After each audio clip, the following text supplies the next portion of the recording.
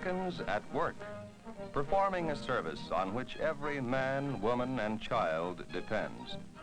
Barbers and beauticians, important people in the lives of well-groomed and attractive women. For appearance sake, these workers are a necessary part of our lives. For more than 6,000 years, the art of cutting hair has been practiced as a craft. In ancient Egypt, barbers trimmed the square-cut beards of the pharaohs. Today, they care for the square cuts on top of the head. The modern mirrored barbershop of today is quite different from the tonsorial parlor of 50 years ago. But the barber's work remains the same. A never-changing part of his job is reassuring youngsters who, while they may not object violently, are still a bit hesitant about a haircut.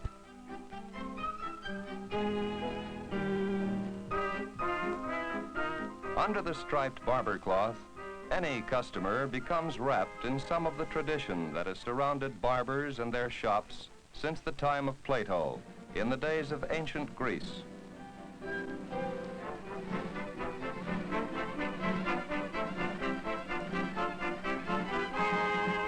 The first barbering clubs were formed where men would meet to discuss the topics of the day while having their hair trimmed and beards curled.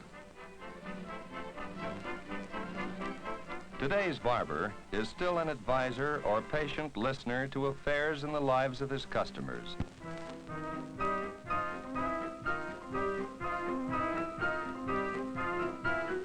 To women, a beauty salon is more than a feminine barber shop. It is a place where they may be transformed from commonplace to outstanding, where natural beauty is developed and accentuated.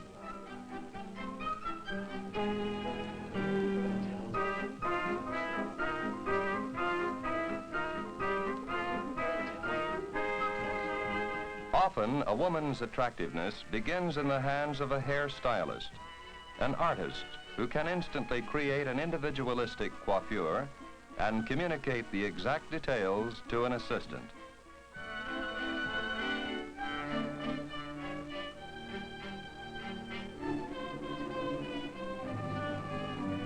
Hairdressers learn by doing, following the instructions of the stylist, who may be guided by the season, the shape of the head, or features of the face. An entirely different treatment may be dictated to satisfy the mood of his customer. From courts of royalty, the beautician has become an important part of everyday American life. Just as a beautician learns the craft on the job, a barber begins as an apprentice in an established shop.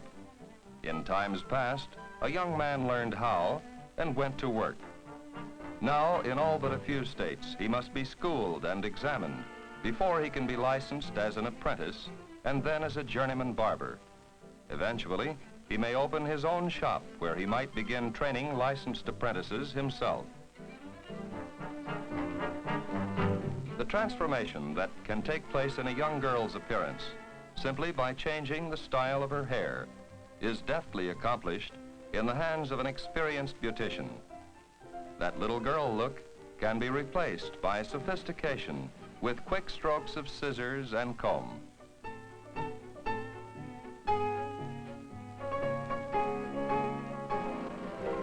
Mother and daughter visits to the beauty shop are becoming as regular as the traditional partnership of father and son at the barber shop.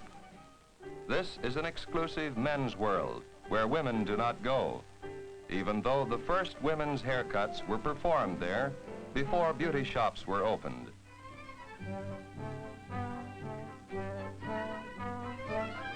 Many women average 2 hours a week in a beauty salon. The care given their crowning glory depends on how much time they can give it and the skill of the beauty operator.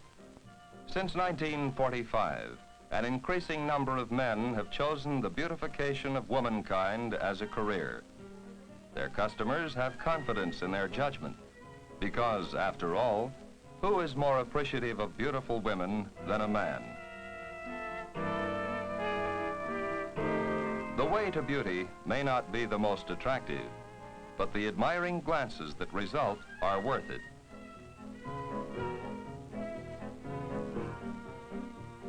The Union Shop sign is a symbol of good barbering today, just as many shelves of personalized shaving mugs indicated it in the gay 90s. With the passing of the shaving mug and mustache wax went another of barbering's most prized accomplishments, the harmony of the barbershop quartet. A barbershop is a combination of many things, old and new.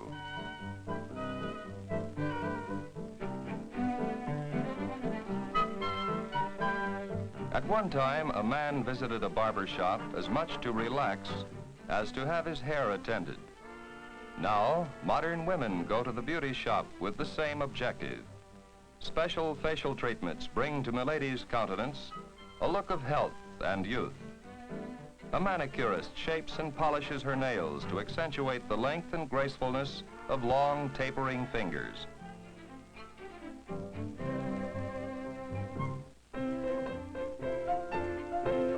Knowledge of skin care and facial structure is something a beautician learns as an apprentice. Her fingers are the tools with which she always works.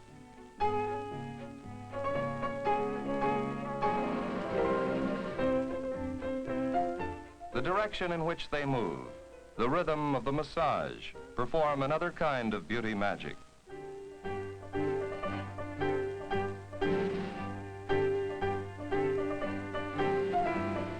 A woman's hands are as important to her as her face, hair, and clothing, if she is to feel well-dressed and at ease.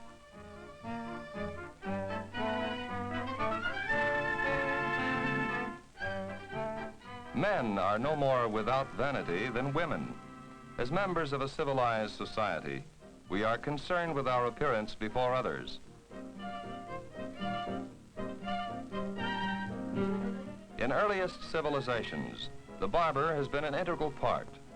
While we are not too sensitive to changing fashion and style, it was not always so. Men once wore wigs and elaborate haircuts that required more hours to prepare than many women spend before their mirrors today. The convenient shortcuts men now wear require less time, but father and barber begin early to train a youngster's hair to the shape it will take as he grows.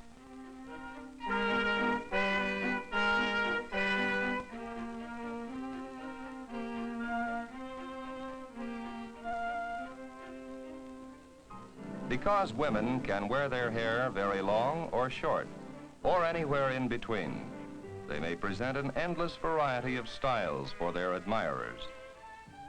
Of course, once long hair has been cut short, only time can change it back. But in the meantime, a clever stylist can change its shape to emphasize features, to change the entire appearance of a customer. Cutting hair to fit a specific personality is what makes the difference between a hair cutter and an artist.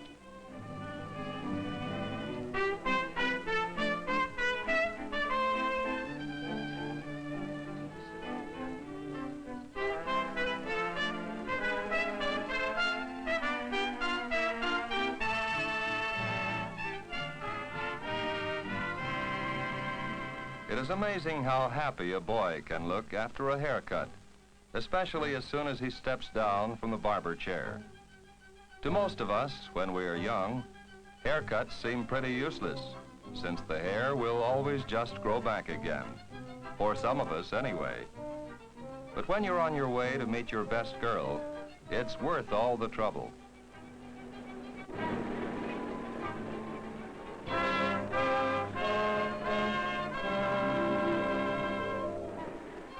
Of course, one of the things a man almost always forgets is that it takes longer for one woman to finish in a beauty shop than it takes for two men to get their hair cut by one barber.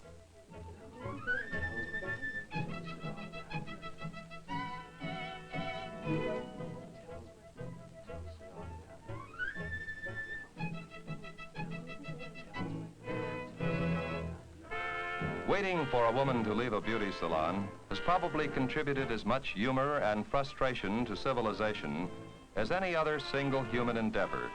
But there really is a reason for the waiting. Every part of beauty care must be performed slowly and with attention to detail. It is really to the beautician's credit that it takes as little time as it does to cut, wash, set, dry, and comb a woman's hair.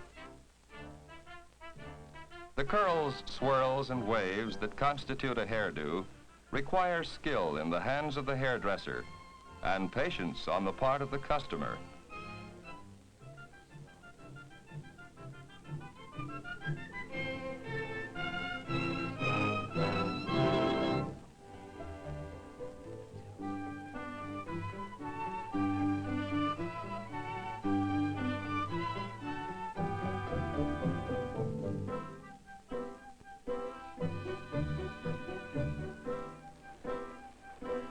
When the girls finally appear before their men, all the time spent is forgotten.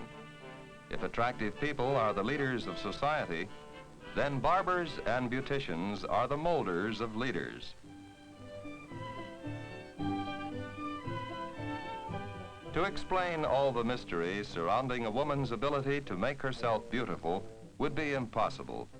Not even all the secrets of what goes on in a beauty salon are obvious to an outsider.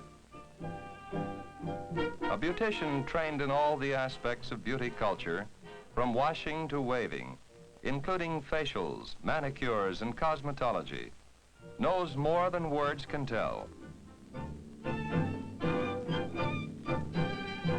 The proper use of hands and equipment, the way to roll a curler, is something not always expressible in words.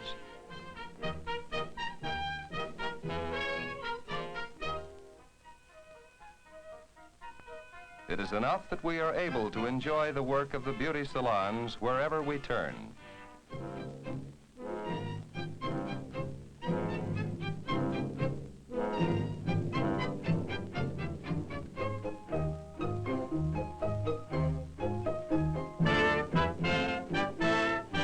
All over America, there are barbers and beauticians whose aim in life is one of service to the appearance of mankind. These are people whose craft dates back to the beginnings of civilized society, whose union stems from the Middle Ages, when barbers and surgeons were one. Today, they are members of the Barbers, Hairdressers, Cosmetologists, and Proprietors Union of the AFL-CIO. Americans at work, for you. Americans at Work, presented as a public service by the AFL-CIO. Next week, another interesting story of Americans at work. Americans whose skill and effort help keep our country great and strong.